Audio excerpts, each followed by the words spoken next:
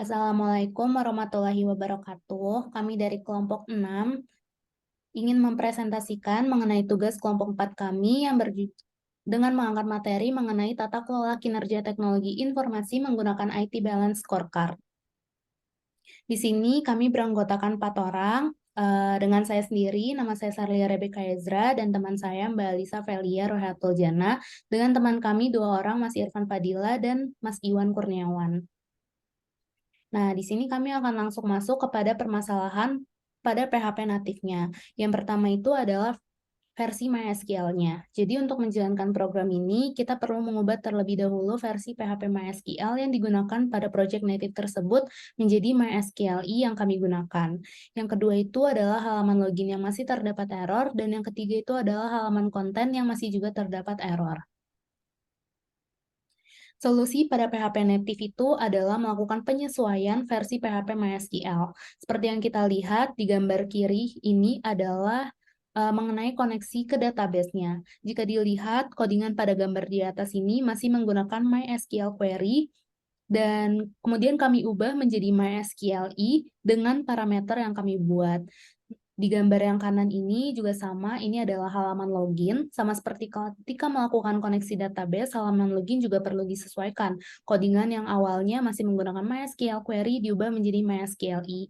Perbedaan mendasar pada MySQL dan MySQLi itu hanya pada tipe dukungan yang disediakan, di mana MySQL hanya mendukung MySQL Server sampai di versi 4.1.3 dan dapat dipakai. Sedangkan MySQLi dapat dipakai sampai dengan versi paling baru. Fiturnya pun lebih banyak dipakai ketika menggunakan MySQLi. Nah, pada ini semua adalah mulai dari login, dashboard, melihat data, tambah data, dan questionnaire, merupakan tampilan-tampilan pada program ketika PHP natif telah disesuaikan. Jika dilihat pada gambar terakhir, yang itu terdapat menu yang masih error. Itu disebabkan karena tidak adanya file PHP untuk halaman pengguna. Selanjutnya, setelah file PHP natif sudah dibenarkan, kami bisa mempelajari flow proses yang ada di dalamnya. Setelah itu, langkah selanjutnya yaitu melakukan migrasi dari PHP natif ke Laravel. Yang pertama adalah menyiapkan SAMPP. Di sini saya menggunakan SAMPP versi 8 dan juga kami harus menyiapkan PHP-nya. Kita harus mengecek terlebih dahulu PHP, dan di sini versi PHP yang kami gunakan adalah versi 7.4.3.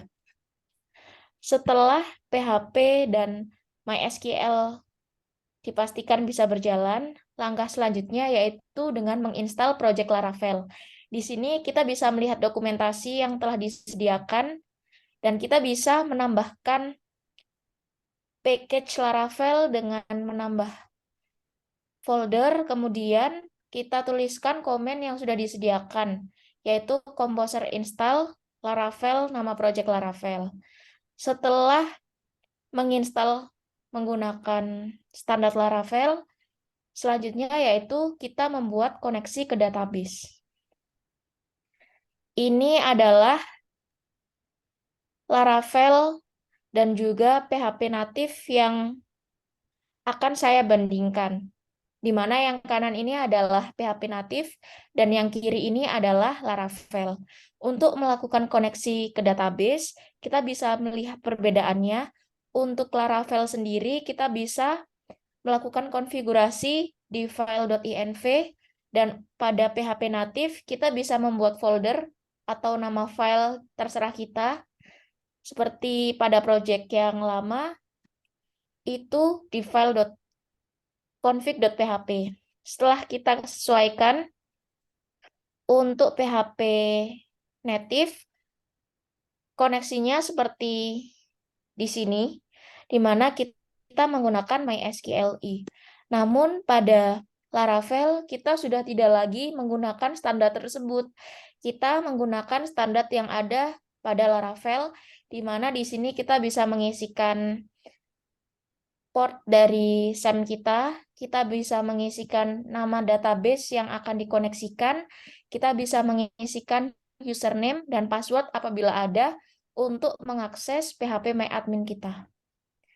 Untuk koneksi ke database hanya di .env saja. Langkah selanjutnya yaitu melakukan templating. Templating sendiri sudah terbiasa digunakan pada frameworking, di mana fungsi dari templating itu adalah memisahkan antara komponen-komponen yang ada. Jika kita lihat di sini terdapat template.php di mana ada header, ada konten, ada footer, dan ada script yang akan di-load.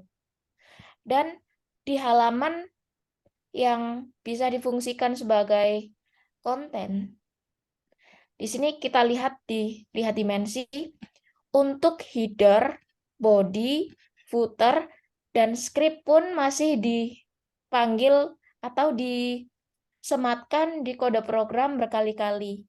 Namun perbedaannya dengan templating di Laravel, kita dengan memisahkan komponen-komponen tersebut. Kelompok kami menggunakan templating seperti ini. Bisa kita lihat di sini, di folder resource, kita menyediakan folder bernama layout. Dan di sini ada partials. Nah, di sini kita sudah menyediakan header yang kita ambil dari file di PHP natif, kita pisahkan headernya sendiri, script apa saja yang kita lakukan, yang kita sematkan, script apa saja yang akan kita gunakan untuk mendukung aplikasi tersebut. Footernya kita pisahkan seperti ini. Navbarnya pun kita pisahkan. Sidebarnya kita pisahkan. Dan kita harus membuat template utamanya, di mana dengan komponen yang telah kita pisahkan tadi, kita bisa memanggil fungsi dengan menggunakan include nama folder, nama file yang telah kita buat. Seperti di sini tempatnya header, di sini tempatnya navbar, di sini tempatnya sidebar, dan di sini tempatnya konten. Dan di konten ini kita bisa adalah sebuah tempat untuk memanggil konten yang sudah ada. Seperti di sini. Di sini kalau kita dilihat di dimensi ini masih menyematkan semua kode program. Nah, di sini kita hanya membutuhkan kontennya saja. Dan dengan standar Laravel, dengan menggunakan Blade sebagai front end-nya, kita bisa menyematkan extend layout main, yaitu dengan memanggil template yang sudah kita buat. Section content, di mana konten yang telah kita buat ini akan dibungkus dengan tag section content. Nah, di sini juga kita bisa menambahkan script apabila hanya dibutuhkan di file tersebut. Untuk templating, kurang lebih seperti itu. Hanya dengan memisahkan komponen-komponen yang fungsinya agar tidak disematkan di beberapa fungsi berulang-ulang. Karena hal tersebut bisa disimpelkan dan bisa mempengaruhi performa dalam mengeload sebuah sistem. Setelah templating telah dilakukan, langkah selanjutnya yaitu membuat model, controller, dan view. Namun, sebelum kita membuat model, controller, dan view, kita bisa mendaftarkan roots. Kalau di PHP natif tidak ada pendaftaran root, di mana setiap URL bisa diakses dengan memanggil nama file.php-nya. Namun, untuk standar Laravel, kita harus mendaftarkan alamat-alamat yang akan kita gunakan, di mana Untuk alamat tersebut dibedakan menjadi dua, ada get dan ada post. Di mana get ini digunakan untuk mengambil data, melihat data, seperti itu, dan untuk post digunakan untuk mengirim parameter. Di sini sebagai contoh, saya akan menunjukkan bagaimana membuat dimensi, melihat dimensi, menambah dimensi, dan menghapus dimensi. Setelah kita daftarkan di root, langkah selanjutnya yaitu kita bisa menggunakan folder model. Model ini digunakan untuk mengkoneksikan tabel yang sudah terkoneksi di file.inv tadi. Di sini, di mana kita membuat model dimensi dengan menunjuk nama tabel dengan primary key, karena di Laravel diharuskan ada create add dan update add, kita matikan karena di database project lama tidak ada create add dan update add. Jadi kita kasih nilai false. Setelah menggunakan models dan kita berikan koneksi ke tabel, langkah selanjutnya yaitu kita menggunakan controller. Di sini kita membuat controller, di mana controller ini saya akan gunakan untuk melihat data, untuk menambah data, dan juga untuk menghapus data. Dan perbedaan dengan file native, kita bisa lihat query yang digunakan sangatlah berbeda. Sangatlah berbeda karena di Laravel menggunakan Eloquent. Sebenarnya di Laravel terdapat beberapa cara, namun untuk implementasi project ini kami menggunakan Laravel Eloquent, di mana untuk melihat data kita bisa menggunakan query tersebut dengan menunjukkan model dan juga fungsi get. Dan untuk menampung data, kita tampung di variabel data. Dan karena setelah kita tampung di format PHP, kita harus mengirim variabel tersebut di format blade sebagai front end. Di sini kita compact nama variabel tersebut dengan tanda petik. Dan untuk melihat data, kita bisa melihat di sini sudah return view dimensi.index, di mana apabila menunjuk ke view, dia akan menunjuk ke folder resource. Di sini kita folder resource di mana dimensi ini terdapat di sini, dimensi.index. Untuk parameter yang menampung data saat tadi sudah dikirim, selanjutnya kita bisa memanggil, melakukan perulangan, dan mengolah data bagaimana sesuai kebutuhan, seperti di sini. Dan selanjutnya setelah melihat data, di sini bisa dilakukan hapus data. Hapus data bisa dilakukan dengan seperti ini. Di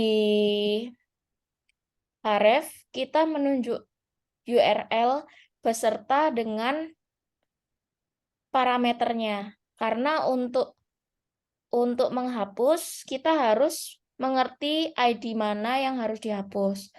Untuk pemberian parameter bisa dilakukan seperti ini. Setelah kita tadi telah menunjuk fungsi untuk menghapus, kita bisa lihat di controllernya. Untuk menghapus sendiri bisa dilakukan dengan query tersebut, dengan menyeleksi ID-nya terlebih dahulu, kemudian dihapus. Dan untuk menambah, kita bisa melihat di sini, untuk standar Laravel sendiri, kita harus menggunakan CSRF. Token tersebut adalah standar Laravel untuk mengirim sebuah inputan atau request. Dan di sini di action ini bisa kita tambahkan alamat menyimpan datanya. Ini adalah fungsi untuk menyimpan data. Kita bisa melakukan konstruktor dengan new dimensi. Selanjutnya akan saya tunjukkan bagaimana program dengan Laravel tersebut bisa difungsikan. Selanjutnya kita login terlebih dahulu. Apabila login berhasil, maka akan menampilkan dashboard. Kemudian di dimensi kita bisa melihat data, dan di sini terdapat fitur tambahan dari tim kami, yaitu untuk menghapus data. Setelah menghapus data, maka akan notifikasi, ada notifikasi, ini juga tambahan yang telah dilakukan oleh tim kami. Di sini selanjutnya bisa menambahkan data. Apabila berhasil, akan menampilkan notifikasi tersebut, dan kita lihat datanya sudah ditambahkan di sini. Setelah itu, untuk pertanyaan, kita bisa melihat data di sini menggunakan fungsi data tabel, bisa pagination. Di sini juga kita bisa menghapus datanya, dan sama menampilkan notifikasi. Di sini juga bisa menambah.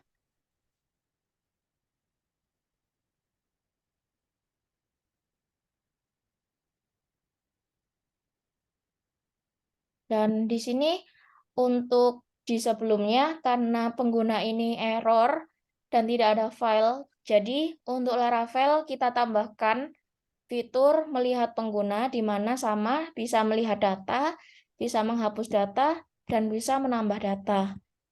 Di sini juga yang terakhir, kita bisa menjawab kuesioner seperti yang ada di project dengan PHP natif.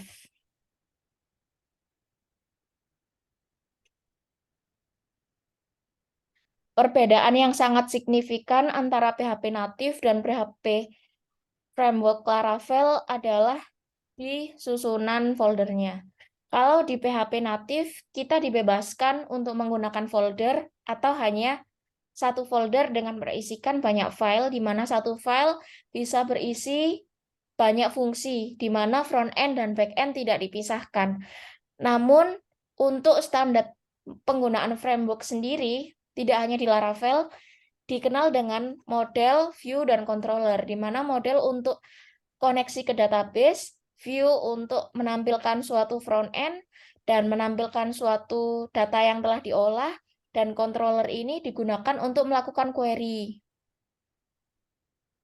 Setelah project tersebut kita migrasi dengan PHP Laravel, maka tampilan-tampilannya seperti ini. Terdapat fitur login, terdapat fitur dashboard, terdapat fitur lihat data, konfirmasi hapus data, notifikasi hapus, lihat dan hapus data pengguna, tambah data, kuesioner, tambah data pengguna.